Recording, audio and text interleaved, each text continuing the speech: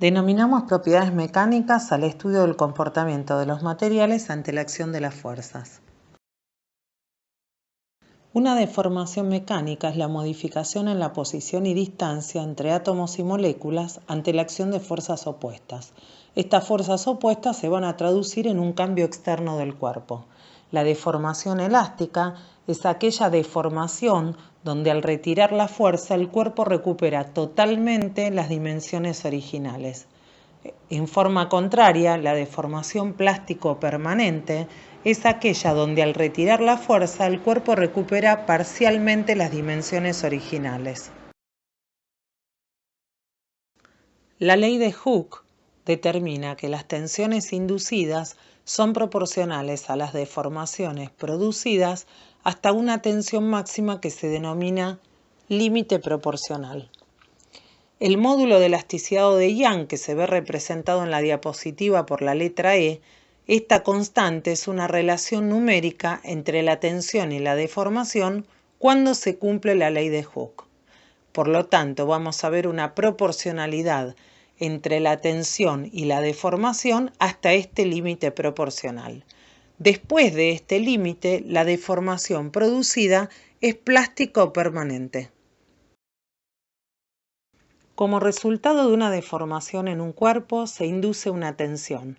Esta tensión, que es la relación de la fuerza sobre la superficie, la expresamos en Pascal, que es Newton sobre metro cuadrado. Esta unidad es muy pequeña para estudiar los materiales y por lo tanto nos vamos a manejar con la terminología de megapascal, que es 1.000.000 de veces mayor que el pascal. Una manera de estudiar la deformación es la relación entre el alargamiento o variación de la longitud total con la longitud inicial que tenía ese cuerpo.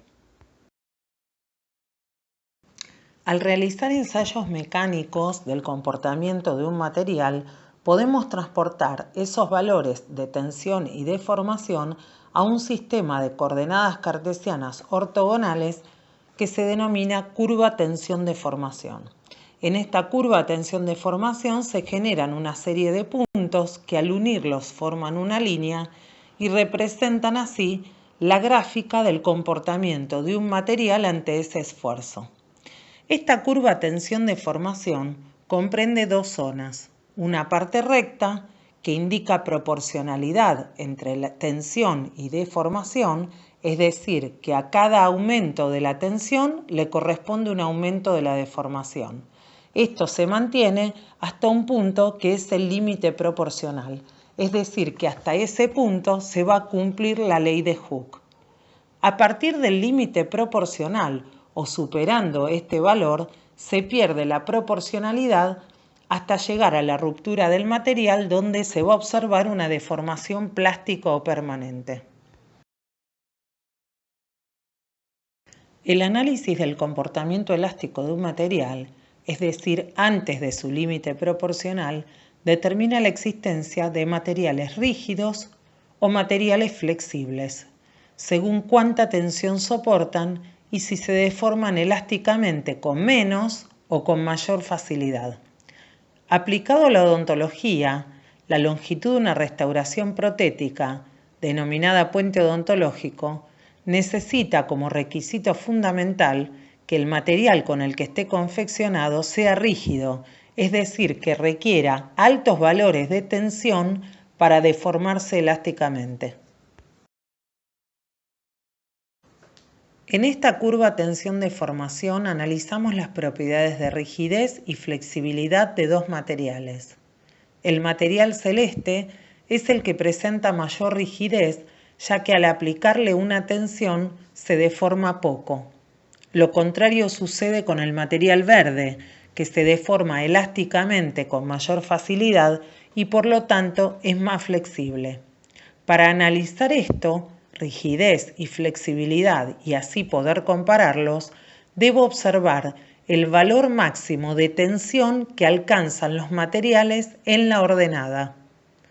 Nótese que en ambos materiales el valor del límite proporcional es el mismo, al igual que el de la resistencia. que es el valor de tensión máxima que soporta un material antes de romperse, representado por el punto donde termina la curva tensión-deformación. Insisto, como es un valor de tensión, lo voy a buscar en la ordenada. Comparamos distintos materiales respecto a su rigidez y a la flexibilidad, como un puente odontológico, una restauración con amalgama dental, una impresión con un material elástico, cubetas para tomar impresiones y modelos de yeso. La resiliencia es la capacidad de un material de almacenar energía y devolverla en forma elástica.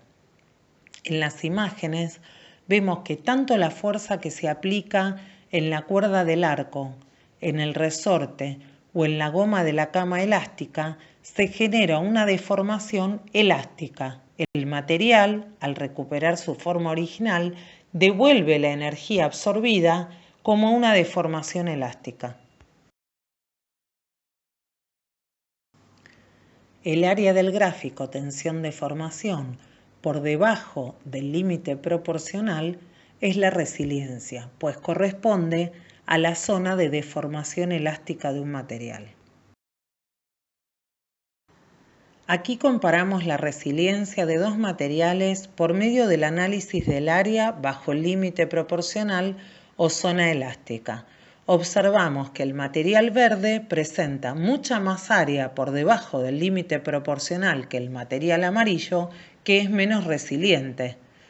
Y también vemos que la resiliencia va a estar relacionada directamente con el límite proporcional e inversamente al módulo de elasticidad o de Young. Hablamos de tenacidad, si al aplicar una fuerza sobre un material, la energía es devuelta parcialmente. Es decir, que al retirar la tensión, quedará deformado en forma plástica o permanente. También podemos definir a la tenacidad como la energía necesaria para romper a un material. La tenacidad está representada por el área total bajo la curva tensión-deformación, ya que el material es capaz de absorber energía hasta el límite de ruptura. Aquí comparamos dos materiales con diferente tenacidad que se deduce por la diferente área total bajo la curva tensión-deformación. Aparecen nuevos conceptos relacionados con las propiedades mecánicas de los materiales. Cuando un material tiene poca capacidad de deformación permanente, es frágil. Lo contrario ocurre en los materiales que tienen capacidad de deformarse plásticamente bajo diferentes tipos de cargas. Cuando estas cargas son traccionales, hablamos de ductilidad o materiales dúctiles, y si son cargas compresivas, los definimos como maleabilidad o materiales maleables. En este gráfico comparamos las propiedades de fragilidad, ductilidad y maleabilidad de dos materiales. Estas dos últimas relacionadas directamente con la tenacidad de un material. Vemos que tanto el material celeste como el amarillo presentan los mismos valores de límite proporcional y de módulo de elasticidad o de Young.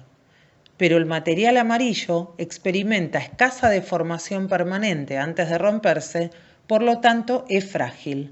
Lo contrario es el material celeste, que representa a los materiales dúctiles y maleables, en lo que es posible producir una gran deformación permanente antes de provocar su ruptura. En este gráfico de tensión-deformación estudiamos distintas propiedades mecánicas del esmalte y la dentina bajo cargas compresivas. Los valores que podemos observar son la resistencia compresiva, tanto para el esmalte como la dentina, el módulo de elasticidad o de Young y el límite proporcional. Podemos observar que el esmalte es un material mucho más rígido y más frágil que la dentina, que es mucho más flexible. En este listado tenemos las propiedades mecánicas que estudiamos hasta el momento. Relacionemos con la guía de ejercicios estas propiedades con la deformación elástica o plástica según corresponda.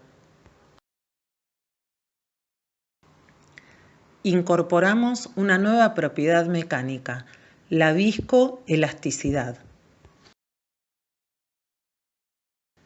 Recordemos que un material cristalino ideal presenta ante tensiones inferiores al límite proporcional un comportamiento elástico.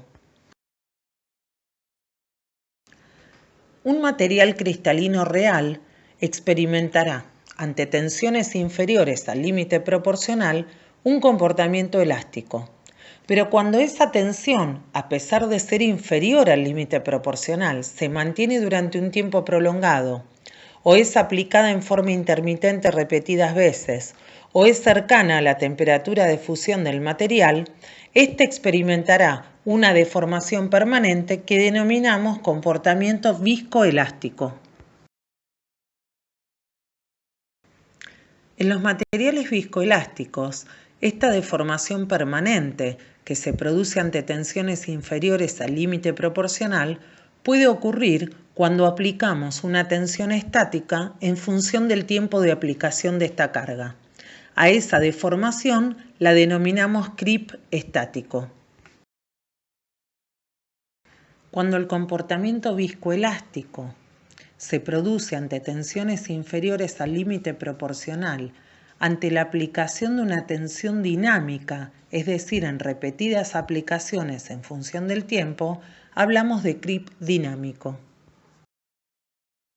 El comportamiento viscoelástico en los materiales cristalinos ante tensiones inferiores al límite proporcional, aplicadas bajo temperaturas cercanas a la de fusión, se denomina creep. En los materiales amorfos, esta deformación plástica ocurrida ante tensiones inferiores al límite proporcional, pero bajo temperatura ambiente, se denomina flow. Otras propiedades mecánicas, en este caso relacionadas con la superficie del material, son la dureza superficial y la resistencia a la abrasión. La dureza es una propiedad que analiza el comportamiento de la superficie de un material a la mayor o menor resistencia a ser indentado o rayado. Esta propiedad de superficie depende de ciertos factores como la resistencia, el límite proporcional, la ductilidad, la maleabilidad, la resistencia a la abrasión y la resistencia al corte.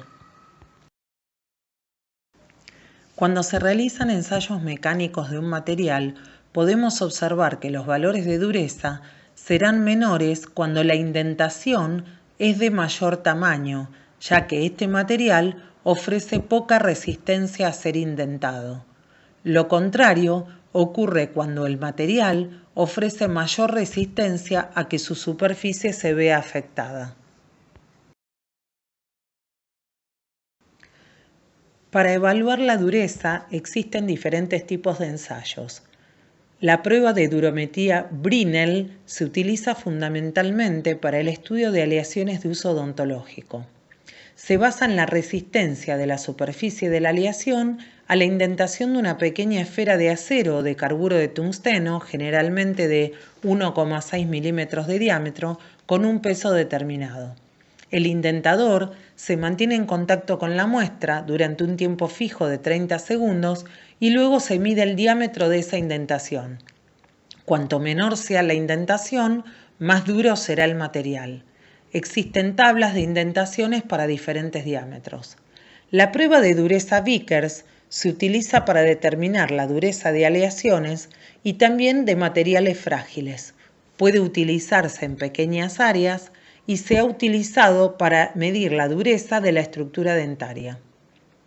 Se aplica un indentador de diamante en forma de pirámide de 136 grados. La indentación en este caso será cuadrada y se miden las diagonales. Las cargas aplicadas oscilan entre 1 y 120 kilogramos dependiendo de la dureza del material. Otro tipo de ensayo mecánico para evaluar la dureza es el estudio de Knupp. El indentador de Knupp es una pirámide de diamante romboidal. Al realizar la prueba de dureza, se mide la longitud diagonal de la muesca. Este método permite estudiar materiales de dureza muy variada, solo cambiando la carga aplicada. Se usa para evaluar dureza de esmalte y dentina.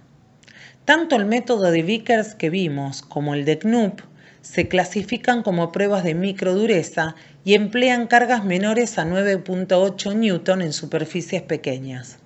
En cambio, las pruebas como las de Brinell o la de Rockwell, que también utiliza un indentador esférico, me brindan valores de dureza para áreas más amplias y se las clasifica como pruebas de macrodureza.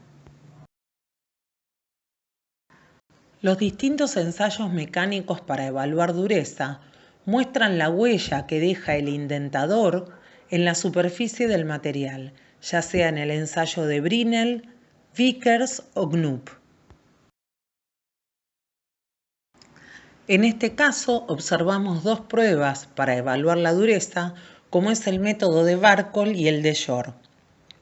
Estos se utilizan para materiales de base orgánica, donde el equipo va a presentar una punta indentadora metálica con un resorte y un indicador de dureza de lectura directa, que se expresa por un número, ya sea digital o analógico.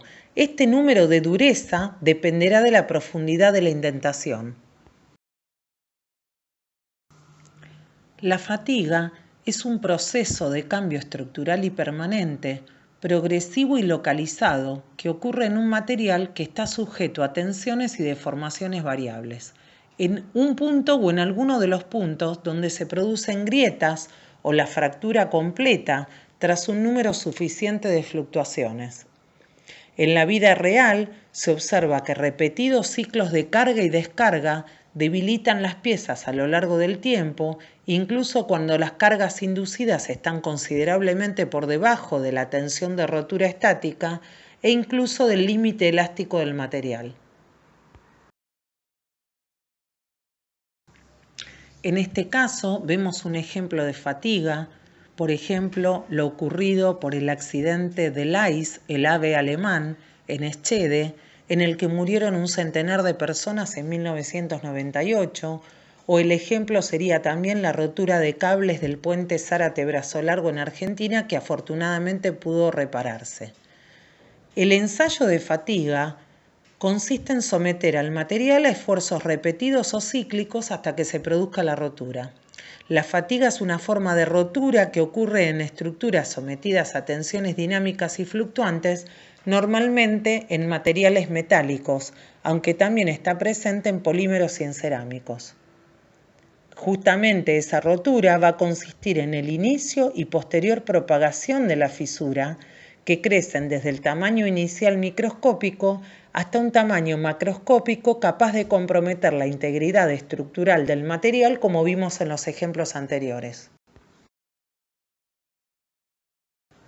La importancia del estudio de las propiedades mecánicas de los materiales radica en que los materiales de restauración pueden mostrar deterioro por fatiga debido a los ciclos de tensión producidos por las cargas oclusales durante la masticación.